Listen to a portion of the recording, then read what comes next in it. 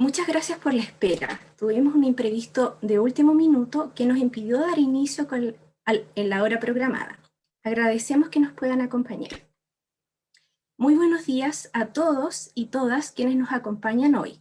Buenas tardes a quienes se están uniendo desde España. Les damos una cordial bienvenida a la primera actividad académica del año, organizada por el Departamento de Infancia y Educación Básica y la carrera de Pedagogía en Educación Diferencial de la Universidad Católica de Temuco. Saludamos al decano de la Facultad de Educación que nos acompaña el día de hoy, doctor Juan Mancilla Sepúlveda. Igualmente saludamos a la doctora Carmen Alba Pastor de la Universidad Complutense de Madrid, España, quien hoy dictará la clase magistral inaugural del año académico 2021 de nuestra carrera. También saludamos de forma muy especial a nuestros estudiantes, académicos, egresados y los centros de práctica que colaboran con la formación de nuestros estudiantes y les agradecemos su interés por participar en la actividad del día de hoy. Los cambios continuos que enfrentan la sociedad y en consecuencia los sistemas educativos en el mundo entero hacen un llamado para que nosotros como miembros de comunidades educativas constantemente reflexionemos y actuemos para promover la creación de contextos y la implementación de prácticas para asegurar el acceso, la participación y la permanencia de todas y todos los estudiantes. En ese marco de compromiso con asegurar oportunidades educativas de calidad para todas y todos, queremos dar inicio a este año académico. Para abrir esta actividad, dejo con ustedes al decano de la Facultad de Educación, quien nos compartirá unas palabras de bienvenida. Bien. Mari Compuché, Mari Pulañem. Muy buenos días a cada una y a cada uno de ustedes. Muy buenas tardes para la doctora Carmen Alba, que está en Madrid. Primero que todo, darle la bienvenida a este año que se inaugura la carrera de Pedagogía en Educación Diferencial y agradecer muy especialmente la voluntad, también la disposición que ha tenido la doctora Carmen Alba Pastor para estar con nosotros aquí.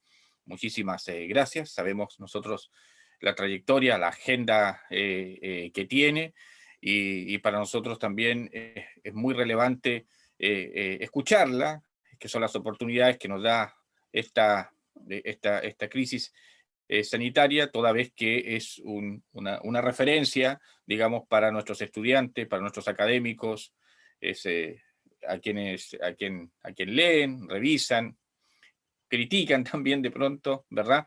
Y eso es muy valioso en la academia, así que muchísimas gracias por estar acá, y eso es lo primero. Esperemos que pronto podamos mantener el contacto, como le decía previamente, y poder contar con su presencia de manera física.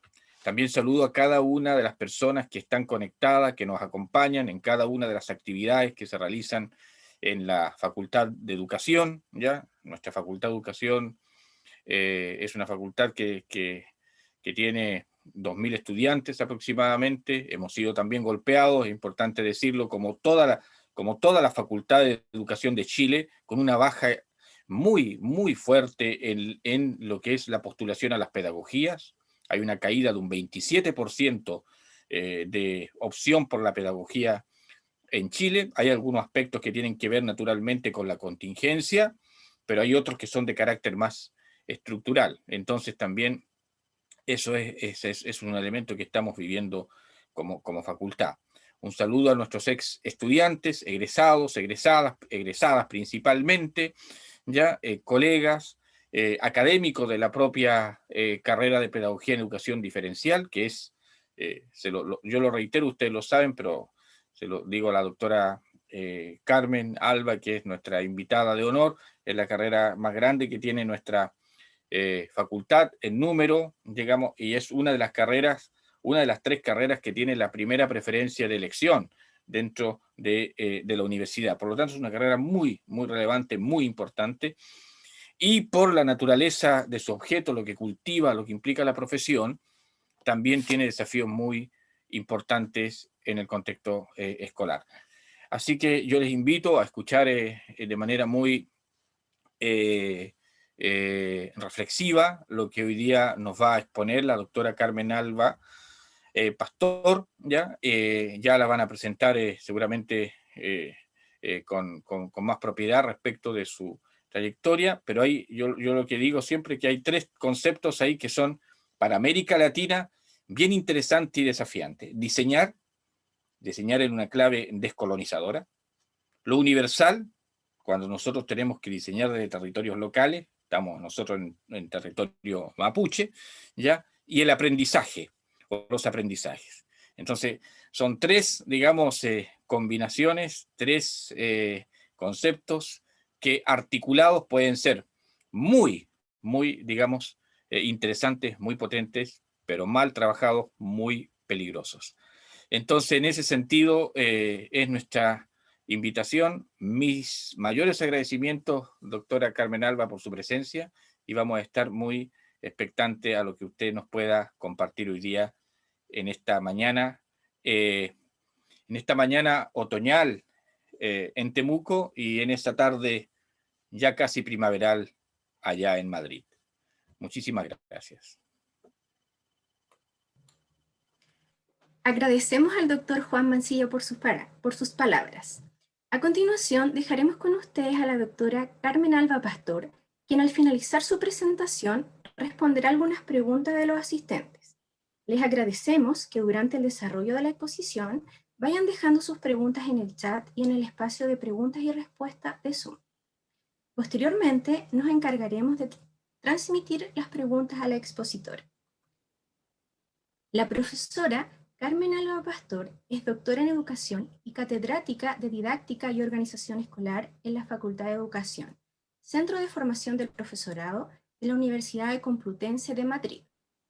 Su trayectoria en el campo de la docencia combina la formación en aspectos didácticos de la educación inclusiva y las nuevas tecnologías aplicadas a la educación. Ha sido directora del Observatorio Complutense de Accesibilidad a la Educación Superior y ha sido profesora visitante en la Escuela de Posgrado en Educación de la Universidad de Harvard y en la Facultad de Educación de la Universidad de Loyola Marymount en Los Ángeles, California. En el campo de la investigación, el foco de su trabajo es la accesibilidad de la educación para todos los estudiantes desde una perspectiva inclusiva, mediante el currículum y los recursos tecnológicos. Desarrolló su trabajo sobre diseño universal para el aprendizaje a partir de su estancia en el Centro de Tecnología Especial Aplicada, CAS por su sigla en inglés. Actualmente es miembro de la Red Universitaria de Investigación e Innovación Educativa y es directora de Educadúa, espacio dedicado a la investigación, formación y difusión del diseño universal para el aprendizaje en español. La clase de hoy se titula Diseño universal para el aprendizaje, un marco para pensar la educación con una perspectiva inclusiva. Bienvenida. Pues muchísimas gracias. Buenos días, Temuco, Mari. Buenas tardes desde Madrid, como ya se ha dicho. Y bueno, pues en primer lugar quiero agradecer esta oportunidad de poder compartir un día en un acto tan importante como es el comienzo de un curso. Así es que quiero agradecer a la profesora Barría, que fue quien contactó conmigo, y a toda la Facultad de Educación, pues su confianza para que este momento lo pudiéramos compartir. Y así en la distancia, pues para mí es una gran satisfacción estar con ustedes en este momento y me llena de ilusión pues poder compartir mi trabajo y que de alguna manera pues a todas las personas que agradezco que estén conectadas siguiendo esta conferencia, pues les pueda ser de interés, les despierte algún conocimiento o les despierte un nuevo interés o algún elemento que contribuya a que entre todos sigamos mejorando y avanzando en la educación inclusiva. Así pues, muchísimas gracias a la Facultad de Educación, señor decano, y otras autoridades de la Facultad de Educación de la Universidad Católica de Temuco. y gracias a todos los asistentes por estar aquí, pues con el deseo de que este principio de este nuevo curso pues pueda ser un año provechoso que nos permita ir ganándole sitio a esta pandemia que nos hace vivir de otra manera, pero también nos está demostrando como seres humanos nuestra capacidad de superación, nuestra capacidad de trabajar unidos y cómo colectivamente hacemos realidades como esta, el estar hablándonos desde, gracias a las tecnologías, pues podemos seguir compartiendo la educación y agradezco su invitación y ojalá que en el futuro pues esto lo podamos hacer o continuar de una manera presencial. Bueno, pues sin más dilación, porque son muchas las intervenciones y actividades que tendrán que realizar, voy a pasar a hacer mi presentación, que espero que vamos a comprobar. Hemos hecho las comprobaciones y se veían. Y para finalizar, pues será un placer responder a preguntas específicas que puedan surgir de la sesión de hoy. Entonces voy a presentarla. A ver si aparece la presentación. ¿Me podríais confirmar si aparece la presentación? Sí, muy bien. ¿Se está viendo? Se observa muy ¿Se bien. ve? Sí, muy bien. Porque a partir de este momento entonces ya me dispongo a hablar, no quiero empezar a hablar, no vaya a ser que yo vaya hablando y no haya habido oportunidad de confirmarlo. Bueno, pues ciertamente hoy lo que queremos hablar o sobre lo que voy a hablar es puntualizar o resaltar algunos aspectos que me parecen relevantes que se derivan de utilizar el diseño universal pues para pensar la educación desde una perspectiva inclusiva. El nombre de pensar la educación es que después de muchos años trabajando en educación, la transmisión de conocimientos es imprescindible, pero mi confianza y lo que dicen las investigaciones y cada vez más es que es en ese pensamiento, en esas teorías, en ese pensamiento, en esa reflexión de los docentes, que ya lo ha avisado, también lo ha advertido el señor decano, es ahí donde está la clave de que realmente podamos hacer realidad la educación inclusiva, dándole esa perspectiva. Entonces, en esta sesión, ¿qué es lo que vamos a hablar? Bueno, pues primero voy a comentar algunas claves para darle sentido al discurso y que cuando se lean los textos o se hagan otros trabajos sobre diseño universal, pues de mi experiencia, cuáles serían algunas claves a resaltar en lo que es la diversidad y la perspectiva inclusiva, el diseño universal, cómo del diseño universal se llega al diseño universal para el aprendizaje y dentro del modelo del DUA, para quienes sois muy nuevos, pues entender el modelo y cuáles son esos principios y pautas y por qué son interesantes para la práctica educativa. Por lo que estamos hoy hablando de educación inclusiva y no solamente de educación es porque llevamos por muchos años que se lleva trabajando en educación. Hay unos datos que se mantienen ahí reticentes, duros, y son las desigualdades. Las desigualdades, el fracaso escolar, el abandono escolar, y cómo los datos nos dicen que no conseguimos cambiar, que hace años, antiguamente, pues sí hubo un momento en que realmente la educación tenía una gran capacidad para hacer transformación y que las personas tuvieran más oportunidades. Y ahora, aunque se sigue manteniendo, la preocupación es que los procesos de exclusión se siguen manteniendo, se repiten y no tenemos estrategias que nos estén iluminando cómo cambiar estos mecanismos de exclusión.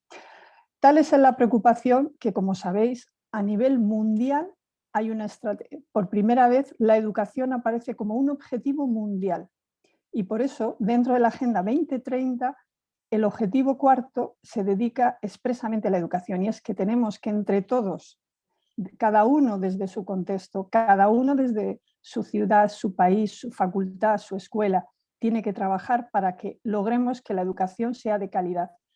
Y la educación de calidad tiene un requisito y es que sea de calidad para todos.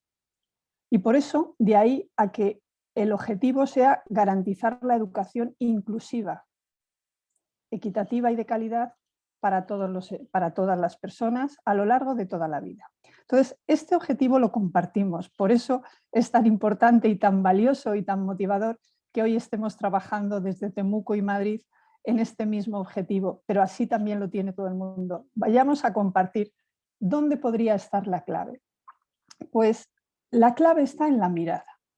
Y vamos a dedicar la primera parte de estas diapositivas a trabajar en la importancia de esa mirada que tenemos que tener como profesionales, como docentes, el que seamos capaces de ver la complejidad, darnos cuenta de que enseñar no es ese proceso fácil de hoy la clase, mañana la lección 1, pasado la lección 2, no, son procesos muy complejos en los que hay muchos actores, muchas variables que intervienen y en el centro de ella está cada estudiante. Por eso vamos a trabajar esa diversidad de estudiantes con las que tenemos que trabajar cada día. La excepción no es la diversidad, sino que la diversidad es la norma.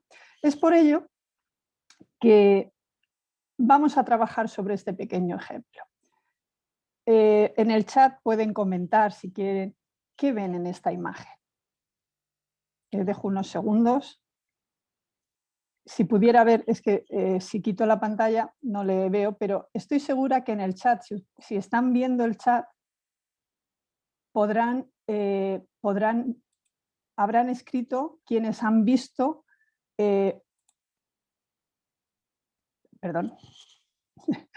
quienes han visto, perdonen que se me ha abierto esto, aquí, quienes han visto 2 caras y quienes han visto una copa.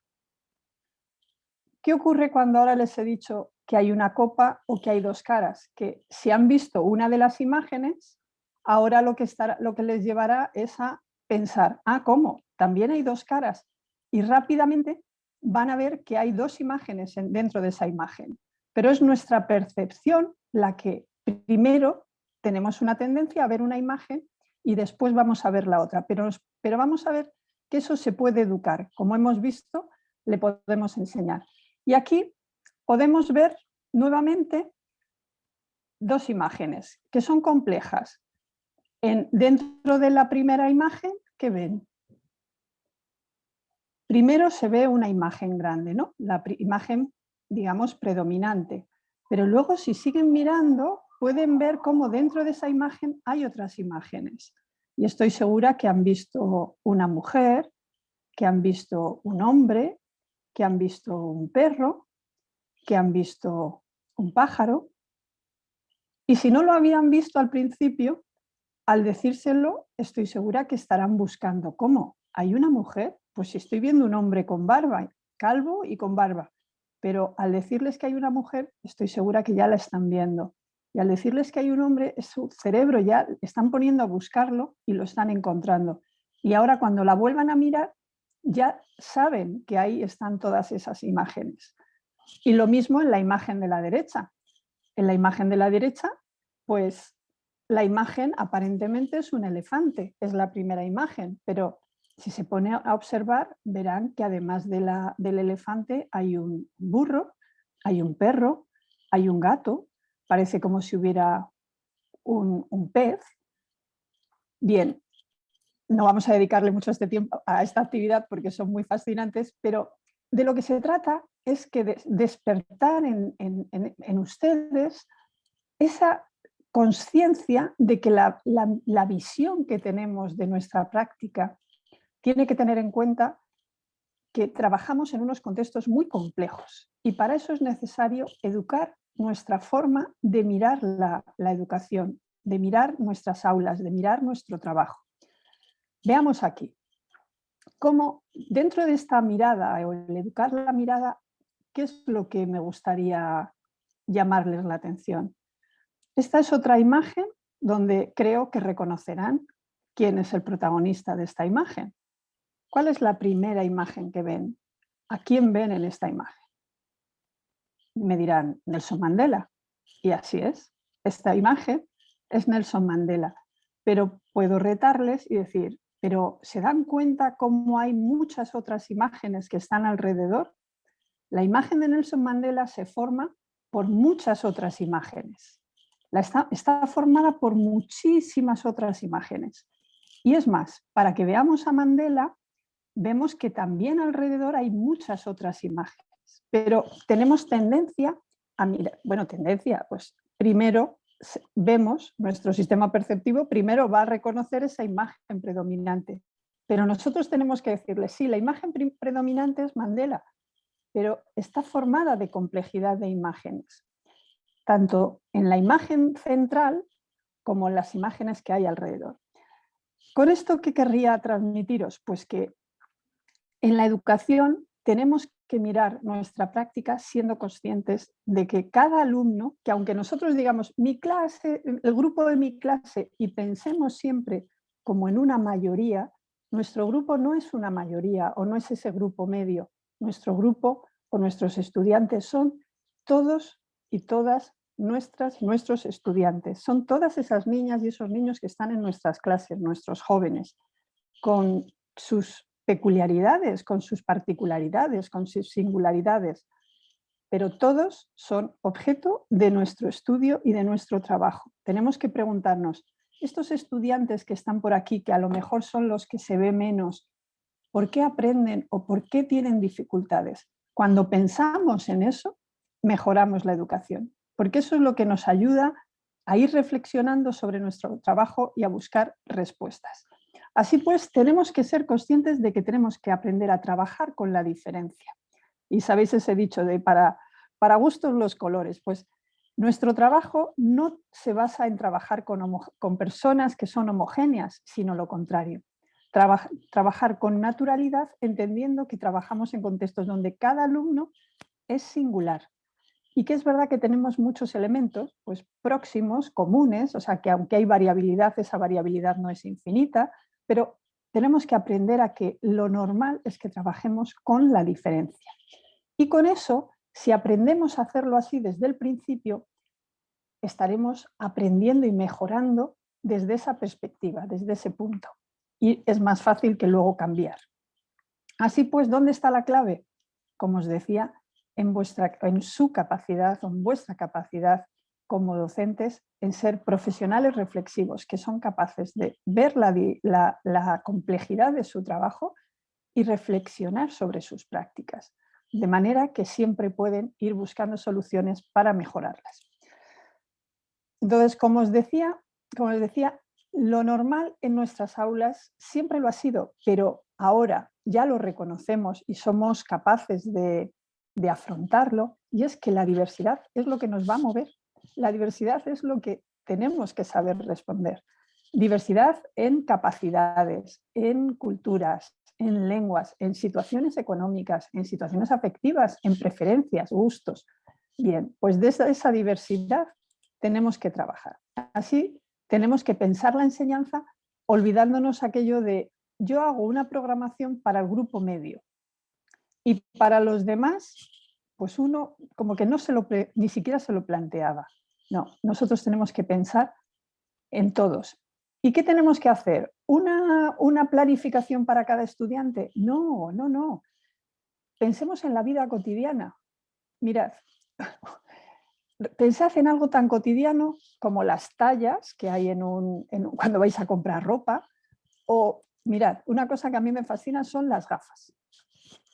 Pues claro, pues si pensáramos que solo hay un modelo de gafas y todos tuviéramos que usar esas gafas como al principio el hecho de que hubiera unas gafas ya fue un avance, pero con el tiempo lo que se dieron cuenta es que no todo el mundo le sirven las mismas gafas.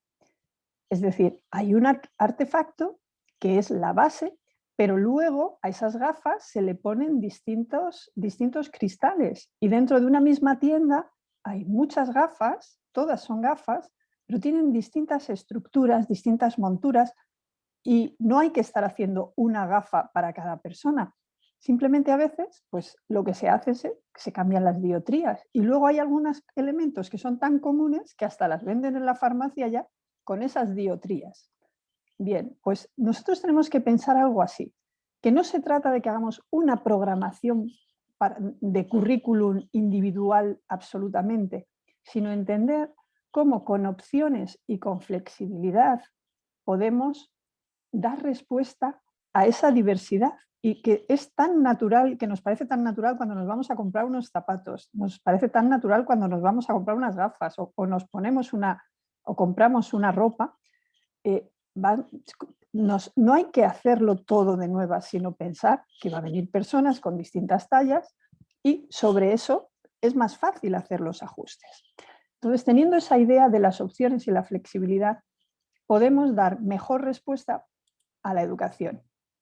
Y así surge el diseño universal. ¿Qué es el diseño universal?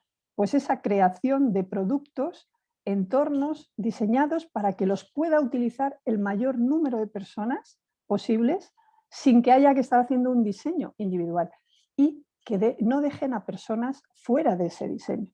¿Quién tuvo esta idea? Pues esta idea, algo que ahora nos parece natural, pues fue un fenómeno conceptual que introdujo en el mundo de la arquitectura Ron Mace, este arquitecto que está aquí sentado, que tenía por un problema de movilidad, él tenía parálisis y trabajaba en silla de ruedas. Entonces él se daba cuenta que él, en ciertos contextos, él tenía limitaciones, pero él en su casa y para hacer su trabajo, él en ciertos contextos no tenía limitaciones. Entonces se preguntó, ¿dónde está el problema? Entonces el problema estaba en que los diseños se hacían excluyendo sin tener en cuenta que había personas que usaban en la casa, en los transportes públicos, en las calles, tenían distintas formas de moverse. Entonces, a partir de tener en cuenta distintas formas de poderlo utilizar, él plantea diseños que desde el principio tengan en cuenta esos posibles distintos usos. Y así formula todo lo que es el concepto y la teoría del diseño universal. ¿En qué se basa? ¿En que hay un diseño que sirve a todos, a todos, a todos? No, sino en que cualquier diseño tiene en cuenta el contexto y luego tiene en cuenta posibles distintos usuarios.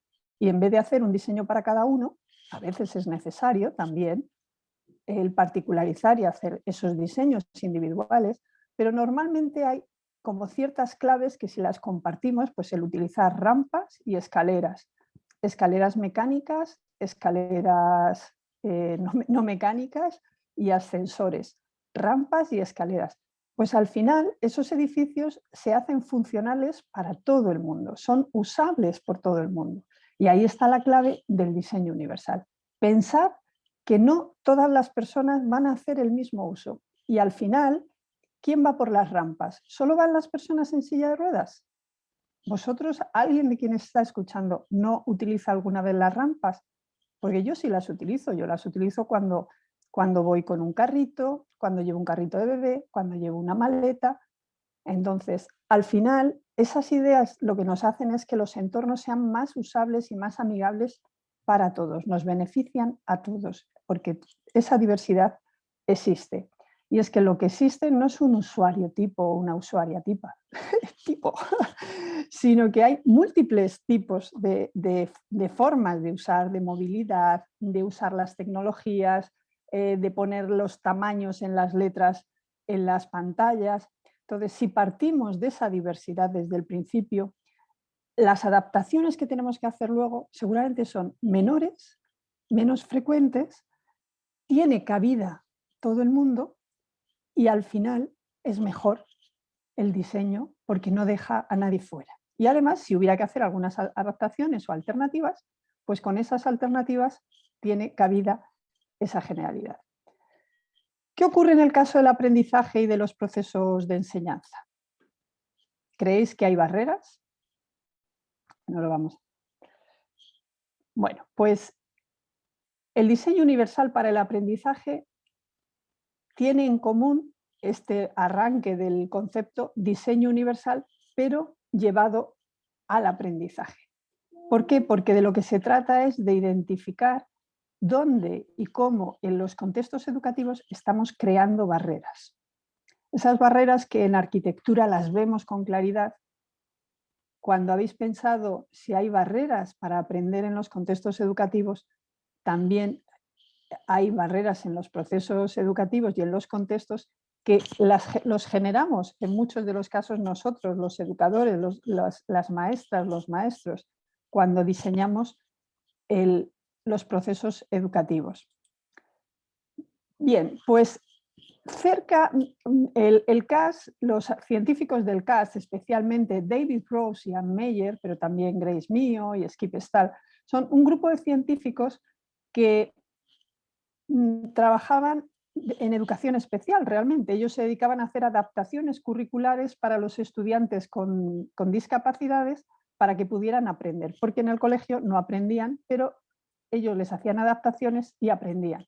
Entonces, hacían adaptaciones al currículum. Entonces llegaron a la conclusión de que había algo que fallaba, porque aquello era una carrera siempre sin final. Aquellos alumnos estaban, digamos, sometidos a que siempre había que estar haciéndoles adaptaciones al currículum. Entonces, reflexionando y conociendo el diseño universal, pues se dieron cuenta del potencial que tenía para la educación. Dice, bueno, pues nosotros, ¿dónde ponemos las barreras? Entonces se dieron cuenta que una de las principales fuentes de barreras era el currículum y decidieron buscar ese concepto del diseño universal, cómo se podía aplicar al aprendizaje, cómo se podía aplicar en los contextos de enseñanza. Y así formularon el diseño universal para el aprendizaje. ¿Con qué objetivo? Pues que ningún alumno se quedara fuera, que había que pensar en aquellos alumnos que tenían dificultades, porque pensando en esos alumnos, reflexionando en cómo conseguir que esos alumnos también aprendieran, conseguíamos mejorar la enseñanza. Así pues, ellos lo que les preocupa son esos alumnos que están fuera. ¿Os acordáis de la imagen de Mandela, no? Pues, ¿qué pasa con esos alumnos que están fuera de la imagen? Que se les ve menos, pero que son a los que finalmente no les prestamos atención o no sabemos qué hacer o nos resignamos a que, bueno, como no aprenden, es problema de los alumnos. Seguramente hay casos en que puede haber una parte de los alumnos implicados, porque hay alumnos, bueno, pues que tenemos que, tienen condiciones que nos retan más, pero nuestra responsabilidad es, como los médicos, pues responder a todos nuestros estudiantes y especialmente pensando en aquellos que puedan tener más dificultades. ¿Y os imagináis un médico que dijera, no, es que usted está, su caso es un caso difícil, no le voy a tratar, ¿qué le vamos a hacer? Usted es un caso difícil. No, uno espera de un profesional pues, que responda a todos sus pacientes, en nuestro caso todos nuestros estudiantes.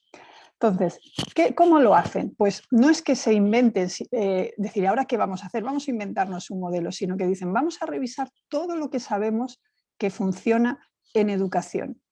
Y cuando, revisando las prácticas de los docentes, revisando las investigaciones, pensaron, bueno, pues vamos a basarnos en este conocimiento, teniendo en cuenta que tenemos que responder a la diversidad, sabiendo que el currículum es nuestra herramienta de trabajo y que las tecnologías nos pueden ayudar, vamos a poner toda esta información en orden para poderla manejar. Y así se da lugar, con la información procedente de la neurociencia, de la práctica de los docentes. No es que se invente primero, sino que ellos buscan ya lo que funciona y lo vamos a poner en orden.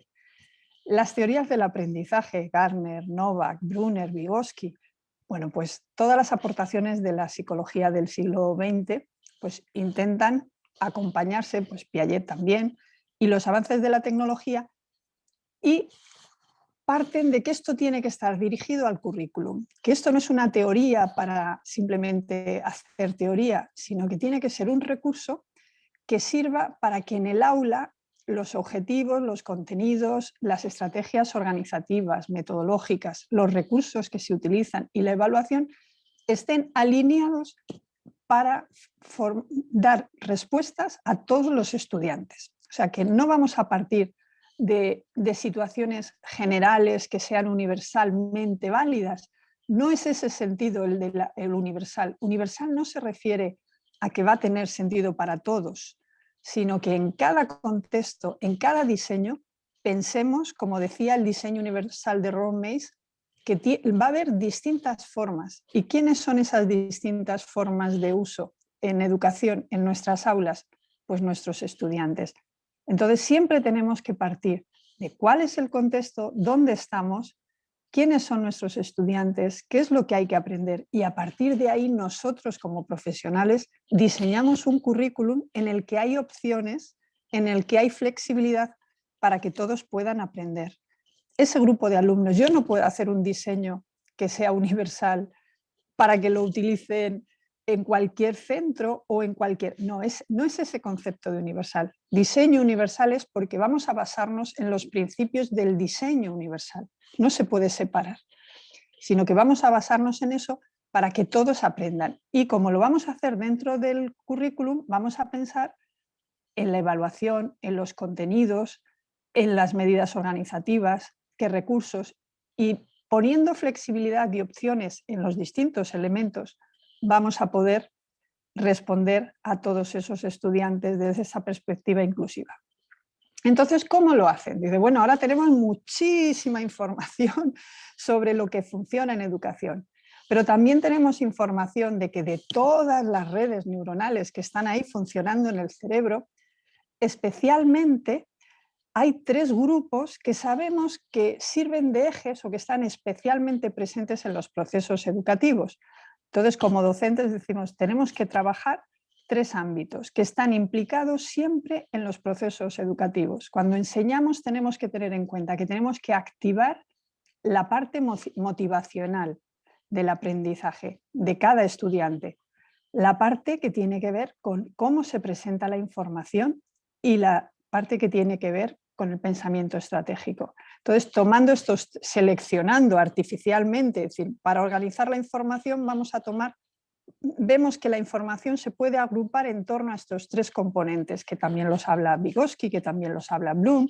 Entonces, en torno a ellos se organiza el modelo. Entonces, por eso se toman 3 redes neuronales como referencia, porque esas 3 redes neuronales, siempre, esos componentes del aprendizaje afectivo, estratégico y de representación están implicados en el proceso de aprendizaje. Entonces, en torno a ello se organiza el aprendizaje. ¿Por qué se eligen estas 3 redes? Bueno, pues en torno a las redes afectivas están lo que llama el porqué del aprendizaje, lo que nos motiva, lo que nos despierta, lo que nos mueve a aprender.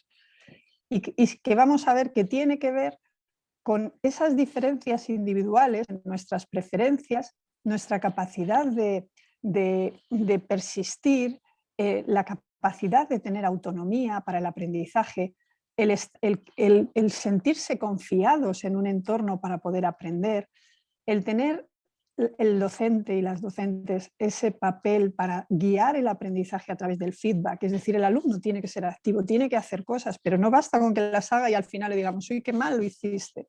Bueno, pues de ello hablaremos. Entonces, hay una parte del componente del aprendizaje que como enseñantes tenemos que pensar cómo trabajar esta parte afectiva del aprendizaje.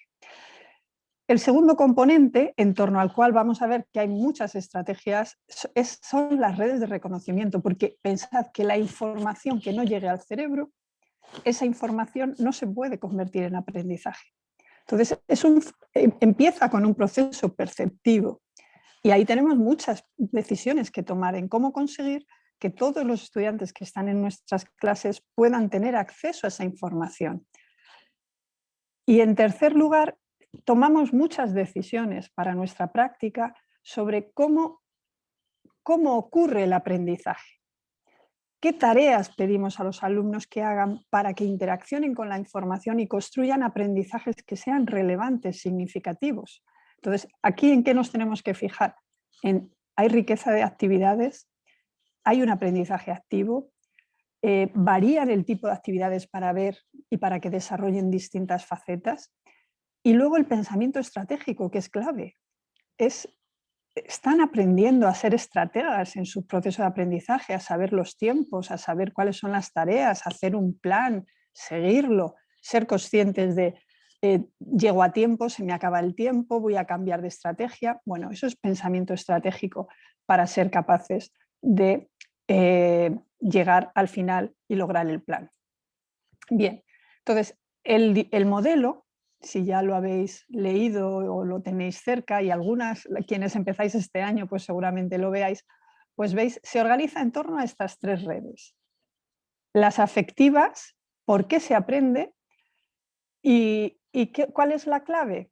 Pues aquí ellos dicen, en torno a este grupo hay una clave, un principio, y es que siempre tenemos que tener como principio proporcionar múltiples formas de que los alumnos se puedan implicar en el aprendizaje. En relación a las redes de reconocimiento, ¿qué hay que aprender? ¿Cuál sería la clave? Pues proporcionar múltiples formas para presentar la información. Y en relación a las redes estratégicas, ¿cuáles serían las claves?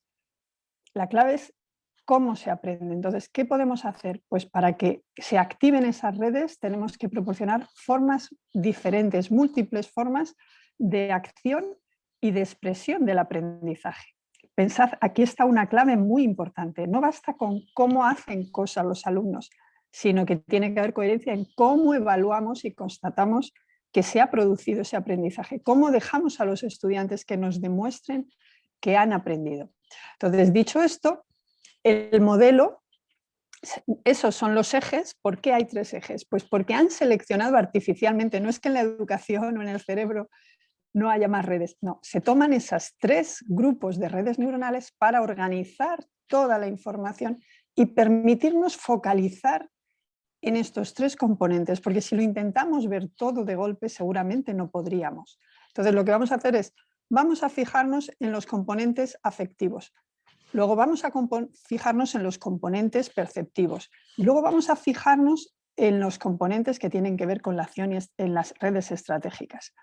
Pero entended, esto es una parte muy importante que me gustaría que quedara clara, especialmente para quienes todavía no conocéis el modelo, los que ya lo conocéis seguramente esto no es importante, pero que entendáis que esto no ocurre de forma separada en el aprendizaje. Estos 3 componentes están presentes en cualquier momento del aprendizaje. Que lo que hacemos es estudiarlos por separado, porque cada uno de ellos tiene peso en el aprendizaje. Pero no podemos pensar, yo me dedico a proporcionar, imaginaos, medios para la expresión y la comunicación, y lo demás me olvido. No, es que necesitamos que todo ello, poco a poco, de diferentes maneras, no todo en el mismo momento, pero forme parte de los contextos de aprendizaje para nuestros alumnos. Yo a veces pongo el ejemplo de que esto es como, el aprendizaje tiene un poco que ver con hacer una cena. O sea, tú quieres reunirte con la familia, hacer una cena, entonces tienes que tener una motivación. Dices, ay, voy a hacer una cena para la familia o para los amigos. Ah, qué bien, motivación. Pero no me puedo quedar en eso. Si no voy a la compra y adquiero una serie de productos para prepararla, tampoco puedo tener la cena. O sea que no basta solo con tener los productos. Además de esa motivación, esos amigos, esos ingredientes, ahora necesito que haya una serie tengo que preparar los platos, tengo que cocinar, tengo que interaccionar, preparar. Y esa es la acción y la expresión son cómo me quedan los platos para que se produzca esa cena. ¿Entendéis? No, el cerebro trabaja de forma modular, pero interrelacionada. Entonces, cuando penséis, esto es una estrategia, este modelo nos permite focalizar en los 3 componentes, pero no porque los componentes actúen de forma independiente, sino que si dominamos estas 3 facetas, estaremos trabajando bien todo el aprendizaje. Así pues, ¿qué tendríamos que decir en relación a proporcionar múltiples formas de implicación? Bien, pues para activar las redes afectivas en relación a este principio, ¿veis? Cada principio tiene 3 pautas, para quienes sois nuevos en el DUA. Cada principio que hemos dicho tiene 3 pautas. Un principio, 3 pautas, y el código de color lo utilizamos para que nos ayude a tener la visión completa de ello. Entonces, en relación a este principio y a estas 3 pautas, proporcionar opciones para captar el interés, para sostener el esfuerzo y para la autorregulación. Digamos que son 3 componentes que tienen que ver con la implicación. Entonces, en relación a captar el interés, ¿cuál es la clave? Pues que haya posibilidades de elegir, que haya un clima de confianza para poder aprender. El error tiene que formar parte del aprendizaje, no es solo objeto de sanción. Y tiene que haber oportunidad de éxito, porque mirad, algo que se va viendo y que a veces lo lees en neurociencia es que el éxito crea adicción. O sea, y ese cerebro, en la medida que va teniendo éxito, quiere más, quiere más. Entonces, oportunidades de éxito, hay que planificar para que nuestros alumnos puedan aprender. Luego no basta con la motivación, es que hay que mantener el esfuerzo y la persistencia. Porque parece que uno se lanza y luego enseguida te matriculas, te apuntas a ir al gimnasio y poco después dices, ay, eso era un propósito del principio del curso, un propósito del principio de año, pero bueno, pues hay que tener estrategias. ¿Y esas cómo se logran? Pues con autonomía, trabajando la autonomía, haciendo que se vea la relevancia de las actividades o poniendo actividades relevantes, trabajando mucho, que ahora en la pandemia es fundamental, es una buena lección. Hay que trabajar juntos, hay que trabajar desde la colaboración, aportando individualmente, pero a la colaboración. Esa es una de las grandes lecciones que estamos aprendiendo. Y nuestro papel como docentes, para lo que os decía antes, para dar feedback, necesitan que les demos feedback, no que esperemos al final para decirles fatal, lo hiciste fatal, sino que sobre la marcha hay que ir dando feedback que ayude a encauzar el aprendizaje.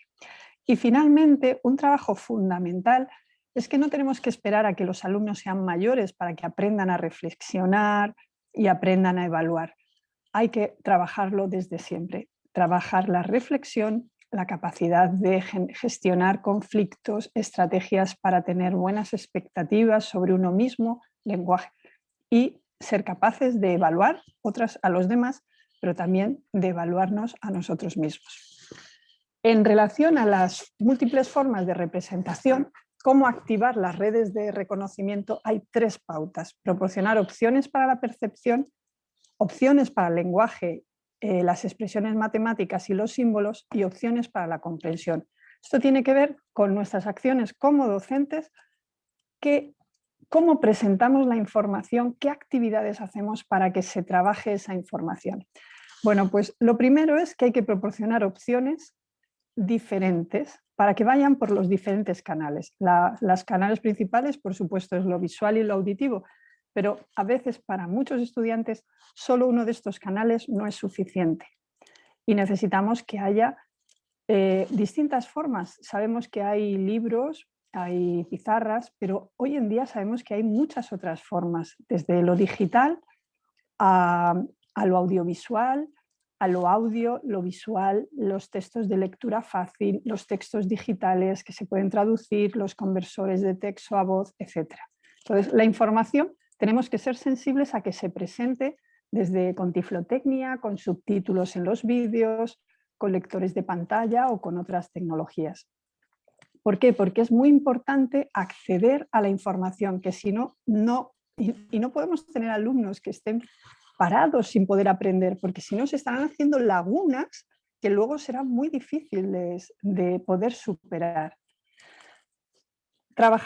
Es fundamental trabajar el vocabulario, todo lo que son la parte de vocabulario específico de cada uno de los ámbitos que trabajamos, el vocabulario, la sintaxis, las estructuras químicas, musicales, texto escrito, vocabulario, expresión oral, en idiomas, en matemáticas, química. O si os dais cuenta, estamos llenos de lenguajes y tenemos que buscar formas para que se vayan incorporando con buena comprensión esos conceptos, porque si los conceptos no se comprenden, si no se adquiere ese vocabulario, tampoco se va a poder luego aplicar, transferir, etc.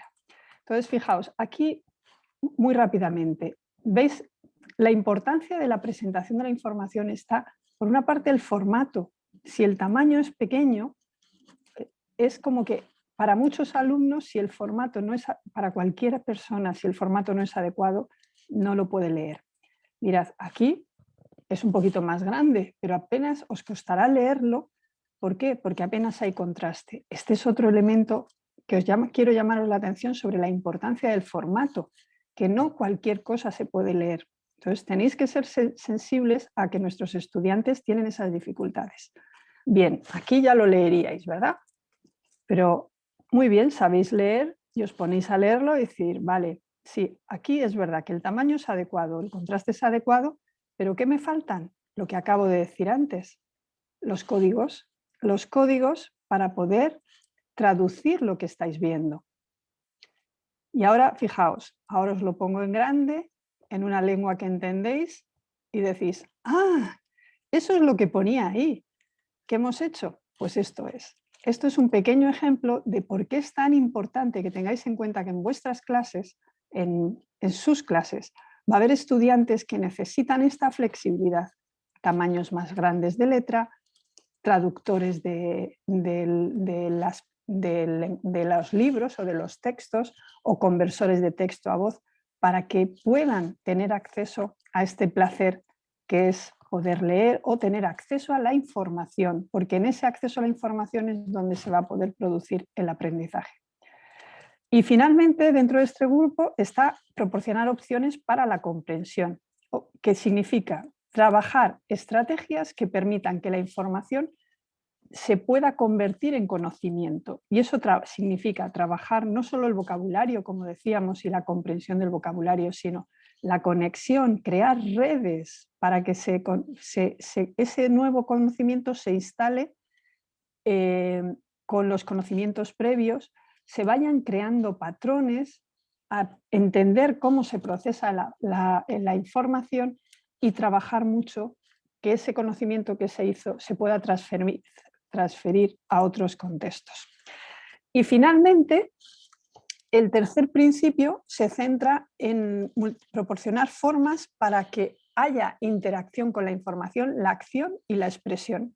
Es decir, cómo tareas para hacer que se pueda interaccionar con la información para construir el aprendizaje, cocinar el aprendizaje y expresar que se ha producido. ¿Y eso qué podemos hacer? Pues tres claves, tres categorías. Por una parte son las estrategias para proporcionar opciones para esa interacción con la información.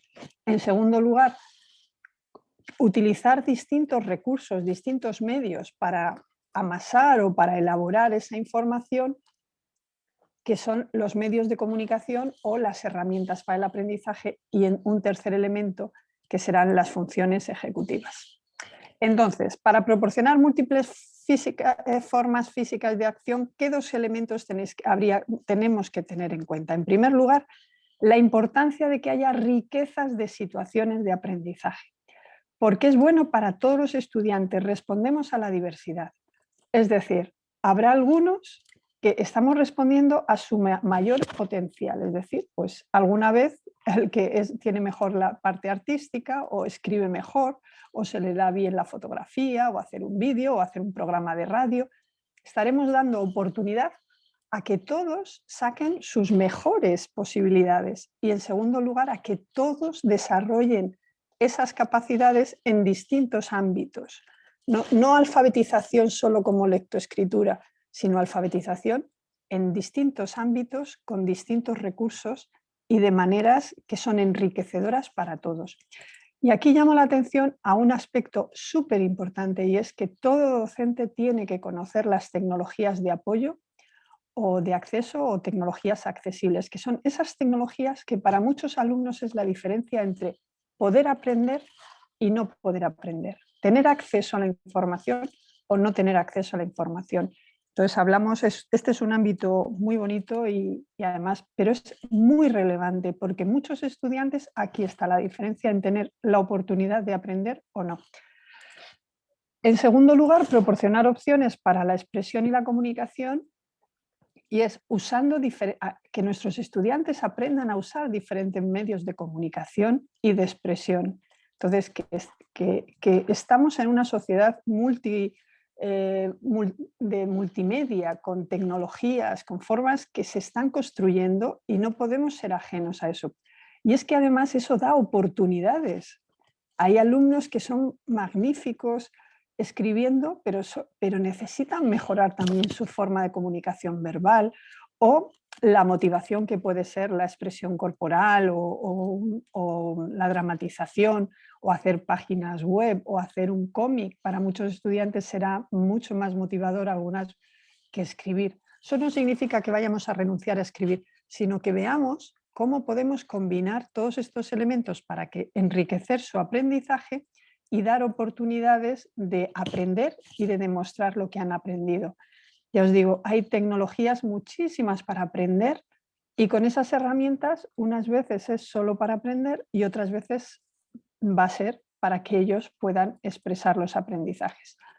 Y finalmente, el cerebro del aprendizaje, ¿dónde está? En las funciones ejecutivas. Y entonces son esas funciones de orden superior que son las que nos ayudan a regular todos los procesos que están implicados en el aprendizaje, o mucho en el aprendizaje y en más cosas, y que tienen que ver pues, con la capacidad de utilizar la memoria, con la capacidad de autorregularse, la capacidad de controlar y estar atento, el controlar el hablar o estar en silencio. Entonces, todos esos procesos, el hacer un plan y poderlo seguir, ser consciente de cuáles son los pasos a seguir. Bueno, ese pensamiento estratégico que está en el funcionamiento de los adultos es lo que hace que regulan, es lo que regulan las funciones ejecutivas. Y hay que entrenarlo. Esto hay quien lo tiene de natural, pero en general sabemos que esto se puede entrenar, se puede mejorar y se puede enseñar y ayudar a quienes tienen ciertas dificultades, pues que lo puedan superar. Bueno, esto sería todo el modelo, ¿veis? El modelo, ya sabéis, tiene principios y pautas. Y en detalle, luego para cada pauta hay puntos de verificación, que estos ya son ejemplos específicos de cómo llevarlo a la práctica. Entonces esto ahí en Educadúa lo tenéis, en la página del CAS lo tenéis. Entonces con esto ya tenéis claves para cómo hacer que la enseñanza, los entornos de aprendizaje sean más accesibles a todos, que tenga flexibilidad y riqueza vuestros entornos de aprendizaje y de esa manera pues demos cabida y respondamos a la diversidad de la humanidad, de todos y por lo tanto de nuestros estudiantes, que es lo natural. Lo natural es que es esa diversidad. Así es que en nuestros entornos educativos, en sus entornos educativos, tenga cabida la diversidad y el diseño universal para el aprendizaje pues les ayude a que así pueda ser. Estas son unas referencias por si quieren leer más, pero me consta por la profesora Barría que ya lo conocen. Y por mi parte, pues hasta aquí, muchísimas gracias por su atención. Y finaliza aquí mi presentación. Quedo a su disposición. Muchísimas gracias, Carmen, por esta presentación, que sin duda nos invita a la reflexión y también a actuar para promover la creación de contextos educativos inclusivos. Tenemos muchas preguntas que han formulado los asistentes a esta clase magistral y queremos compartir contigo alguna de ellas. Carmen, desde su experiencia e investigaciones, ¿qué recomendaciones le daría a los profesores en ejercicio para la implementación del DUA en el aula? Especialmente en aquellos contextos en los cuales no se cuenta con recursos adecuados. Bueno, pues muchas gracias por la pregunta. Siempre son retos, esas preguntas siempre son retos. La verdad es que son más los contextos donde, por ejemplo, me gustaría matizar que las tecnologías no son imprescindibles para hacer los entornos inclusivos y por lo menos ricos para el aprendizaje. Pero indudablemente los que lo tienen pues tienen una ventaja. Entonces, en ese sentido, siendo consciente de que las tecnologías no son uno de esos recursos que puedan faltarles, que faltan en muchísimos contextos, pero a ver, lo primero está en los docentes. Mi primera recomendación es que intentaran trabajar en equipo los docentes, porque esa es quizá la mejor medida para la inclusión. Un equipo de docentes que quiere dar respuesta a todas las necesidades de sus estudiantes. Entonces, trabajar en equipo. Muchas veces un docente no tiene recursos para todos sus estudiantes, pero sí cuando trabajan en equipo, incluso trabajando juntos dentro de una misma clase varios docentes. O sea que trabajar en equipo en la planificación, en la evaluación, en el seguimiento. Y el DUA lo que les puede servir es como un instrumento para reflexionar y ver en qué pueden ir mejorando. Entonces tenemos que ir haciendo un diagnóstico de nuestra práctica. No se puede decir, entramos y aplicamos el DUA, sino es que muchas cosas a lo mejor que el DUA recomienda que hagamos, puede que ya estén en la práctica de esos docentes que apenas tengan recursos, pero ya lo están haciendo, porque a lo mejor los recursos son pues utilizar más la verbalización, a veces trabajar reutilización de materiales, a veces es utilizar el contexto, a veces es trabajar en colaboración los más mayores con los más pequeños para que hagan equipos y se apoyen. A veces los recursos están en la comunidad, son los papás, son las mamás, son los abuelitos, las abuelitas, son las empresas, son las municipalidades. Entonces, muchas veces los recursos vienen de saber trabajar en equipo y saber cuál es nuestro contexto y saber cuáles son nuestras dificultades o las dificultades que tienen nuestros estudiantes. Entonces, yo creo que lo primero es trabajar en equipo, analizar nuestra práctica. Y entonces, para eso el DUA nos puede servir para decir, de esto, pues mira, esto no lo estamos haciendo. Muchos alumnos nuestros pueden no tener acceso a la información porque solo le estamos diciendo que lo lean y si no lo entienden, no pueden tener acceso. Pero a lo mejor trabajando por pares, que unos lean a otros, o teniendo grupos de lectura donde vienen maestras o maestros que se jubilaron y pueden venir a apoyar a la clase y tener grupitos de lectura, esos alumnos pueden tener acceso a esa información escrita que de otra manera no tendrían. A lo mejor, bueno, entonces yo creo que esa es la búsqueda de soluciones, pero desde también el diagnóstico, o sea, hay que reflexionar sobre nuestra práctica y el DUA, como es un marco que está estructurado, nos permite decir, bueno, vamos a revisar esto, durante este mes revisemos esta parte. Entonces, entre el equipo de docentes o el equipo pedagógico o incluso personas de la comunidad educativa, como pueden ser eso, los padres o la asociación de padres y madres, pues vamos buscando dónde hay barreras y buscamos cómo las podríamos resolver. Y ahí el DUA da mucha información de cara a la práctica que nos puede ayudar. Entonces vamos uno, luego podemos mirar otro, luego podemos mirar otro y vamos viendo si vamos mejorando o todavía no. Pues.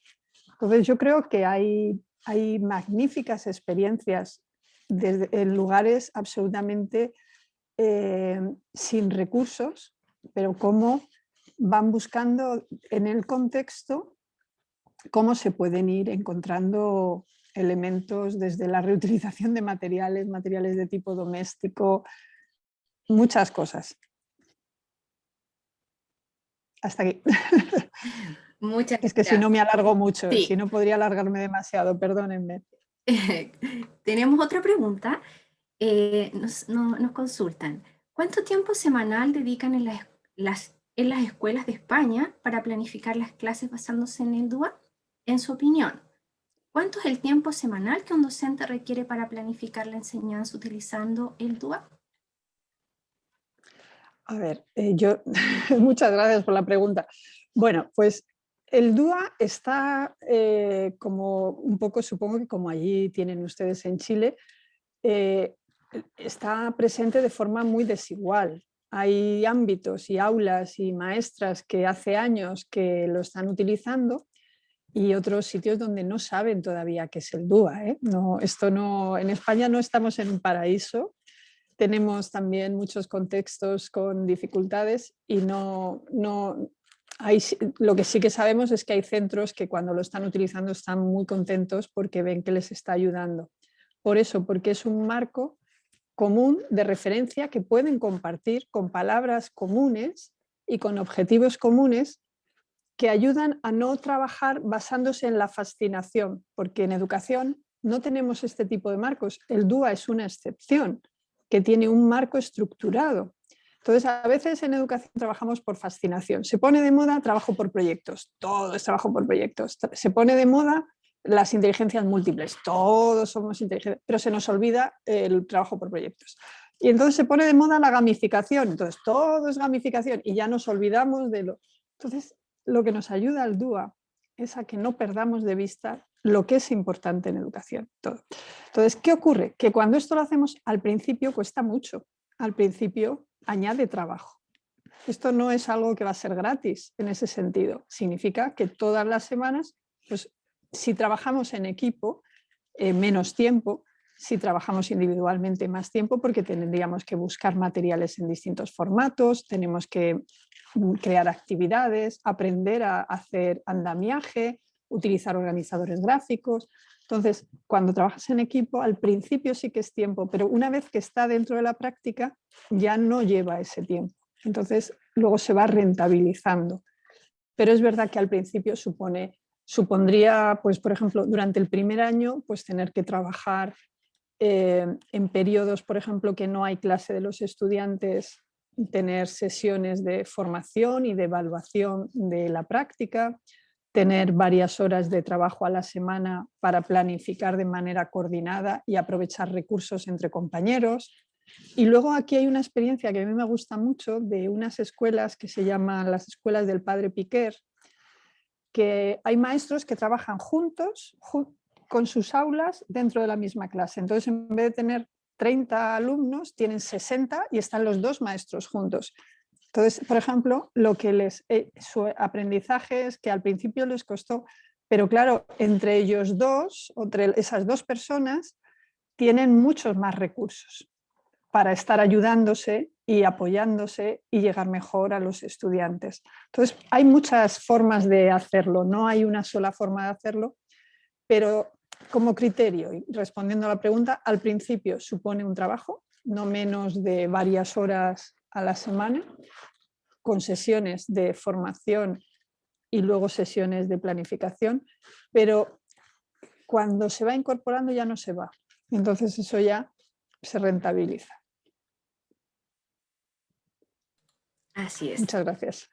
Gracias. Tenemos otra pregunta. ¿Cuál cree usted que es el principio más complejo de implementar y llevar a cabo en la práctica pedagógica? Pues yo creo que por lo novedoso y lo relevante, yo creo que, y por fundamental, y que deberíamos dedicarle el principio. El otro día escuchaba a una maestra que lleva años haciéndolo y ella lo mantiene así, es el principio de proporcionar múltiples formas de implicación. Es fundamental. Si conseguimos eso, además de que luego repercute mucho en todos los demás, o sea, cuando luego hablamos del principio proporcionar múltiples formas de presentación de la información o de la forma de expresión, vemos como mucho de lo que se ha trabajado en la parte de las propuestas que aparecen en ese principio, lo que ayudan es a trabajar todo lo demás. Entonces, y luego de forma muy específica, tenemos grandes carencias en relación al pensamiento estratégico y la autorreflexión. Todo eso no lo tenemos desarrollado en nuestros sistemas educativos. Entonces, esos son grandes lagunas. Las funciones ejecutivas, el pensamiento estratégico de nuestros estudiantes, no lo trabajamos como la reflexión, la autorreflexión, la evaluación, la autoevaluación. No lo trabajamos como si eso fuera algo que les fuera a salir como los dientes, como si fuera algo que cuando vas siendo mayor te van saliendo los dientes. Pues pensamos que cuando van a ser mayores van a tener pensamiento estratégico y no es cierto. Como no es cierto que si no se practica el trabajo en equipo y la colaboración, la resolución de conflictos, no va a aparecer. ¿Y qué ocurre? Que cuando son mayores son egoístas, ya no saben trabajar en equipo, no saben coordinarse, no saben dialogar.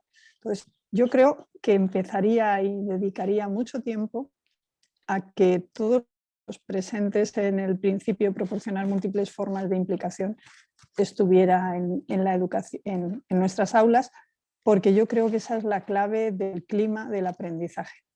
Entonces luego, bueno, pues parece que eso ayuda y nos va a parecer natural lo que vamos a hacer luego para presentar la información y para que expresen la información. Pero todos son importantes. Ya os digo que es que todos están ahí, pero con esas buenas bases parece que es más fácil que todo lo demás también vaya funcionando. Muchas gracias. Gracias. Corto y cambio, ¿no? Como se decía, como dicen los navegantes, corto y cambio, cambio y corto. Cambio fuera.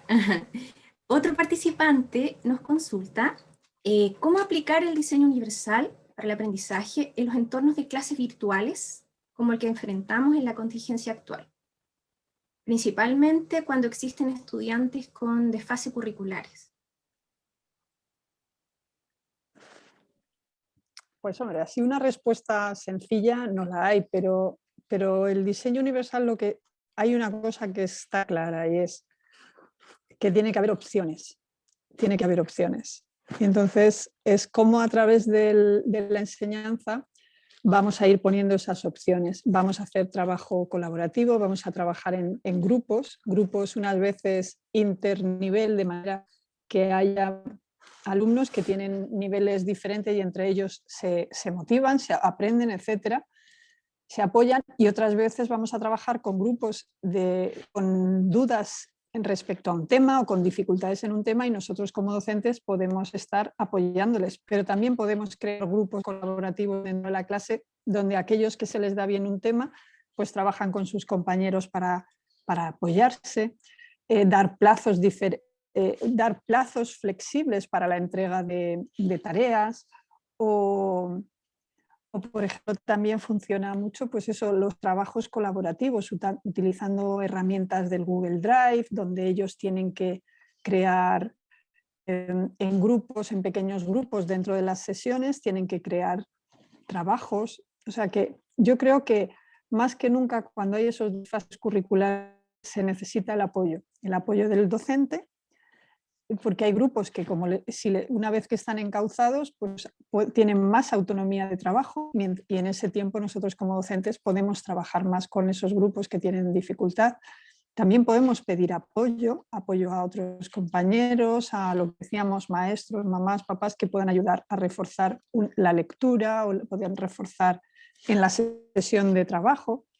Y si tenemos grupos de trabajo diferentes dentro, materiales con distinto nivel de dificultad, itinerarios o paisajes de aprendizaje donde haya obligatorias una serie de tareas, otras que ya van siendo optativas y otras que ya son de desarrollo. O sea que yo creo que sería poner muchos vídeos, que se puedan aprender cosas en vídeos que hemos hecho nosotros o que ya existen, y trabajar sobre esos vídeos, que pueden tener niveles diferentes distintos niveles de dificultad o combinación de elementos, una lectura, un vídeo, un cómic, o una lectura, un audiovisual y una tarea. O sea que yo creo que hay que flexibilizar sin perder de vista cuál es la meta del el objetivo de aprendizaje, pero sí flexibilizar en esas formas de trabajo, en los recursos que se pueden utilizar, en los agrupamientos, en los tiempos, tratar de buscar ahí la flexibilidad. Y entonces las tecnologías,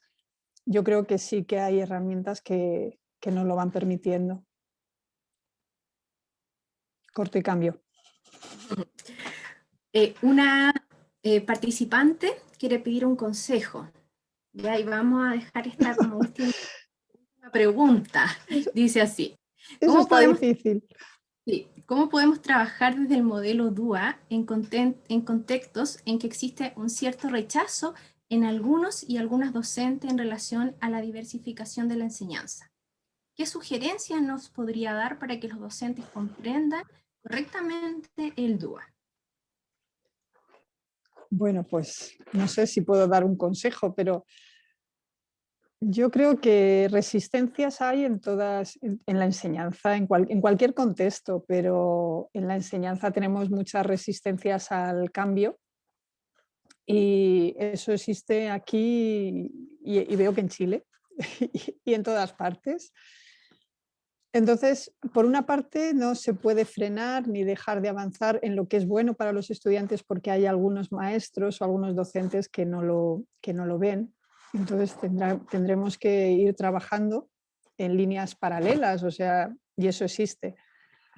Pero yo creo que esto tiene mucho que ver también con la unidad de trabajo. No es el aula y el profesor o la profesora, es el centro realmente. Entonces, si el centro tiene una cultura que quiere avanzar en la inclusión, pues esos proyectos se tienen que ir poniendo a nivel de centro. No puede ser que un estudiante, porque su maestra no está de acuerdo, no vaya a tener derecho o se le pongan barreras a aprender cuando tiene que tener derecho a aprender. Entonces yo creo que tiene que haber mucho diálogo, formación, trabajo en equipo y desde luego trabajar más a nivel de proyecto de centro. Entonces habrá resistencias, algunas irán evolucionando con el tiempo y otras se mantendrán, pero yo creo que la perspectiva del centro, la cultura inclusiva del centro y andar pasito a paso y formación. Yo creo que mucho tiene que ver con la formación y el apoyo, porque también es verdad que muchas veces pedimos que los maestros seamos capaces de hacer todo, ¿no? Y ahora hacemos esto, y ahora hacemos aquello. Entonces a lo mejor también es procesos en los que se sientan acompañados, procesos de acompañamiento y apoyo para que los docentes puedan ir transformando esa práctica, observando cómo lo hacen otros, teniendo periodos donde pueden observar, teniendo periodos donde alguien viene a ayudarles a hacer esos cambios. Entonces, metido eso dentro de la cultura inclusiva del centro, pues quizá algunas resistencias se puedan ir eliminando. Pero es un derecho de nuestros estudiantes, no podemos eludirlo, sino buscar caminos para poderlo hacer. Ojalá que él sea una recomendación que sirva. Muchas gracias. Corte y cambio. Muchas gracias, Carmen, por compartir todos los conocimientos con nosotros. Estamos, lo reitero, muy agradecidos de haber contado con esta excelente clase magistral y poder dar respuesta a algunas de las preguntas que han realizado los asistentes. Para finalizar esta actividad, dejo con ustedes a nuestra jefa de carrera, señora Cecilia Barrián Navarro, quien nos dirigirá unas palabras de clausura. Muchas gracias.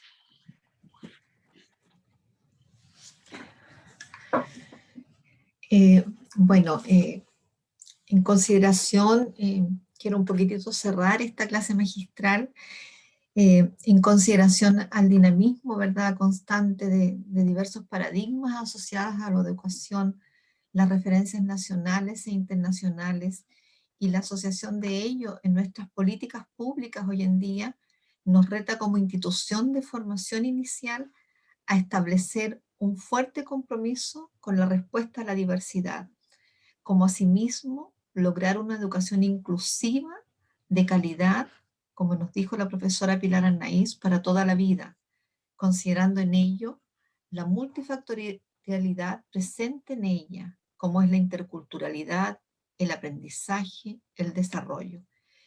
En esta clase magistral queda plasmada la importancia y el desafío extensible a nuestra carrera por aportar al desarrollo de profesionales con un alto compromiso y gestión a favor de la inclusión. Con ello, toma gran relevancia el marco del diseño universal para el aprendizaje. Sea accesible a todos nuestros estudiantes con un currículum flexible. Finalmente, y en representación de la Universidad Católica de Temuco, de la Facultad de Educación, del Departamento de Infancia y Educación Básica y la carrera de Pedagogía en Educación Diferencial, queremos reiterar nuestros agradecimientos a la profesora Carmen Alba Pastor por aceptar nuestra invitación y compartir solidariamente sus conocimientos. Quiero cerrar con un mensaje de esperanza publicado por el profesor Gerardo Echeita, quien recientemente estuvo con nosotros en un seminario en el año recién pasado. En su reciente libro, Educación Inclusiva, el sueño de una noche de verano, él nos plantea, la educación inclusiva se configura a sí misma como un océano repleto de incertidumbres, dilemas, contradicciones y paradojas en el cual solo ocasionalmente afloran archipiélagos de certeza. La certeza de que esta ambición sea posible y justa y nuestra firme convicción en la igualdad de dignidad de todos nuestros estudiantes y por tanto de su derecho a una educación inclusiva de calidad. Un abrazo fraterno y que tengan una muy buena tarde. Nos vemos en una siguiente oportunidad. Muchas gracias. Hasta pronto. Encantada. Muchas Gracias. gracias. Muchas gracias. Muchas gracias, Carmen. Esperamos tenerte en un futuro no muy lejano aquí en presencialidad. Ojalá, ojalá sea así. Muchas gracias. Ha Sí. sido un placer. Muchas gracias. Os deseo muy buen año, que sea un año muy enriquecedor. Muchas gracias. Agradecemos a cada uno de los asistentes que hoy nos acompañaron. A quienes no hayan registrado su asistencia, les agradecemos lo realicen en el enlace que les compartimos en el chat. Igualmente los invitamos a poder contestar una breve encuesta de satisfacción que nos va a proporcionar una retroalimentación en pos de la mejora. Damos por finalizada la actividad y esperamos volver a reencontrarnos. Un placer. Hasta pronto. Hasta pronto.